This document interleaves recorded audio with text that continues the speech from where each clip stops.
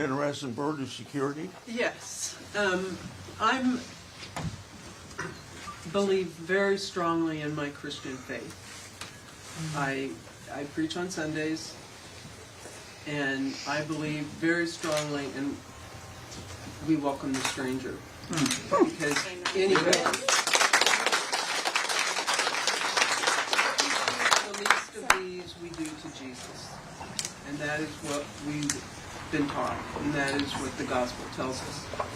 And I think turning away people who have come here for asylum is one of the most shameful things we are doing right now. Yep.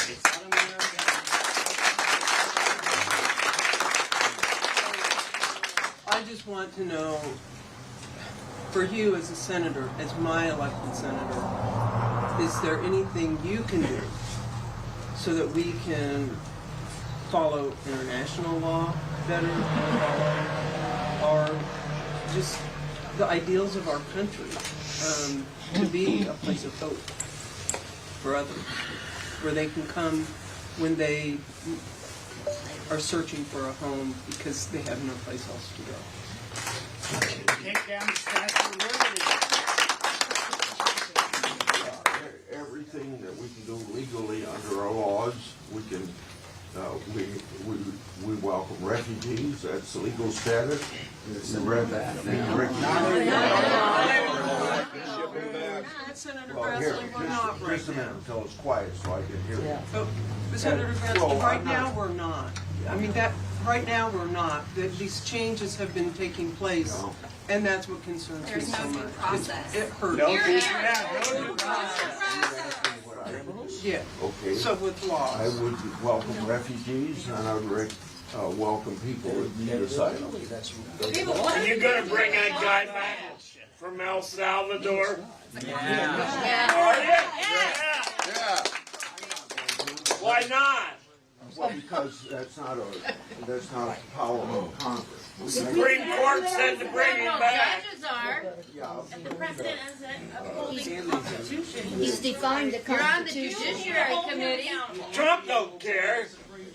If I get an order to pay a ticket for $1,200 and I just say no, does that stand up? Because he's got an order from the Supreme Court and he's just said no. Yeah. He just said, screw it. I'll be able to answer your question. You ignored my letter. Guatemala is or El Salvador is an independent country.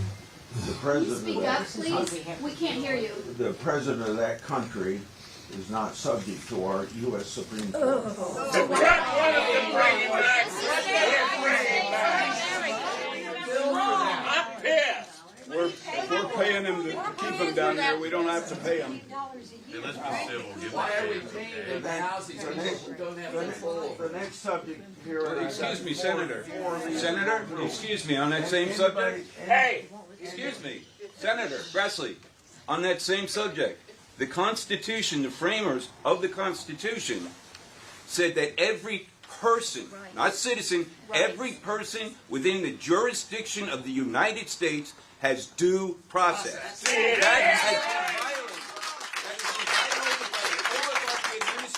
And we would like to know what you, as the people, the Congress, who are supposed to rein in this dictator, what are you going to do about it? These people have been sentenced to life imprisonment in a foreign country with no due process.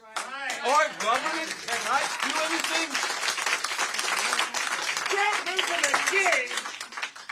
Why won't you do your job, Senator? Yeah. Get explained. Obeying the Supreme Court. Trump's not obeying the Supreme Court. He just ignores them. Yeah, screw it. He's doing whatever he wants. I'd be okay with that. Rolling around, allowing it to happen. Let the senator answer. What is a constitutional crisis? What does that consist of? A constitutional crisis exists when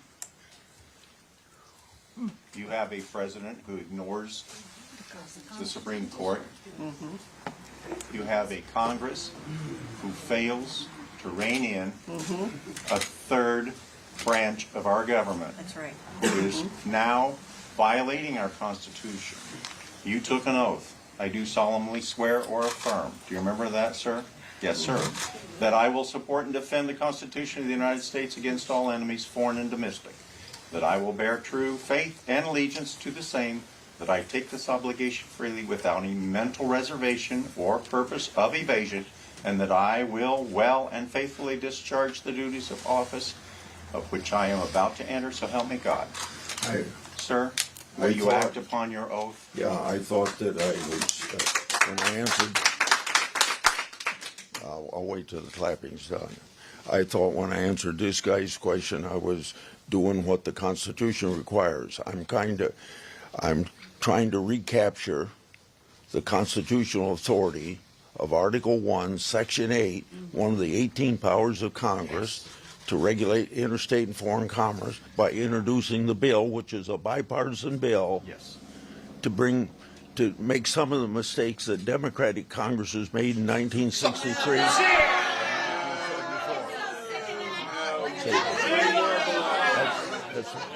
That's Congress as a whole. That's what I'm doing. Congress as a whole, Yeah. bipartisan, has the power to act, to bring Can you wait till they be quiet? Congress as a whole, bipartisan, has the power to act to bring the executive branch to heel. Yes. Yes. Yes. Now, And they're not doing it. introducing a bill, yes, that's one thing. But as a whole, the power of Congress to bring that executive branch to heel when they are behaving the way we're seeing, that power exists within you and your other members of Congress. Do you speak to your other persons in the House of Representatives of your party? Do you communicate with them often? Do you discuss any of this with them? Do you hold any concern that Congress will be the next branch that Trump comes for because he is coming for the judicial? The only tool that you know the Constitution gives Congress to do in regard to disciplining the executive branch is impeachment. And you missed that opportunity in his first administration. You had two opportunities for that. That was probably one of the only reasons we're having this situation now.